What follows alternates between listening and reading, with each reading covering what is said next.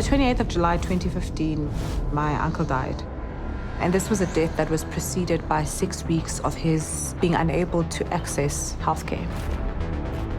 Healthcare can be thought of as a luxury good because the hard reality of where we are now is that it's only the haves that can afford it. We are always faced with options. Choosing to do nothing is an option. But if you do nothing today, you can't complain that nothing is changing tomorrow. I felt like I needed to do something. I need to back up my talk with action. I'm a medical practitioner, so I've been acutely aware of the challenges of the healthcare sector. When someone falls ill, they've got one of three options. The first option is to access the public healthcare sector. Due to the inconvenience of having to be there no later than 6 a.m. and only getting serviced hours later, what this means for somebody who's employed is that they risk their day's wages and they potentially also risk losing their jobs.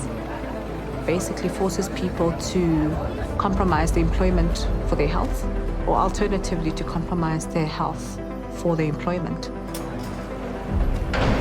The second option is to access the private healthcare sector. This is rather expensive, it's intimidating, and it's unwelcoming for people who are not on medical insurance. People just don't have that money to pay up front, and therefore it doesn't work. And then there's a third option. It doesn't seem like an option, but it is because a lot of people go for that option to not seek healthcare and hope for the best. And that leads to complications and, unfortunately, premature death. At the time of my uncle's passing, I was already thinking of a quali health-like concept. What my uncle's death did was it made me realize just how urgent the issue is. I felt at the time that I didn't have the luxury of just sitting on the idea and not doing anything about it. People are dying. I didn't have the luxury to deliberate on the issue. I didn't have the luxury to overanalyze the issue. I didn't have the luxury to wait until things were perfect before I started. And so the decision was, let's just start with a basic service and we can build on it. And that's been the best decision that I've ever made. A year after my uncle passed away, on the 1st of May 2016, I launched Quali Health with the intention of ensuring that I could prevent at least one other person from experiencing what my uncle experienced. Quali Health is a provider of primary healthcare services. We needed to express that we respect people's time. Just because you don't have as much money as people think you should have does not mean that you've got time to waste, and in fact, you've got less time. So Quali Health is 2 years old. We have just entered our 3rd year. We have 3 facilities.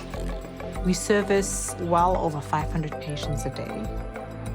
We are looking to open as many locations as possible and to have the service available to as many people as possible. I want to make healthcare accessible and therefore not a luxury good. I don't think we would have continued without faith. Faith hasn't been one of many elements. Faith has been the core of our existence. This thing is really about purpose and passion. It's something that makes you restless. It's something that makes you get up, even when everything says stay down.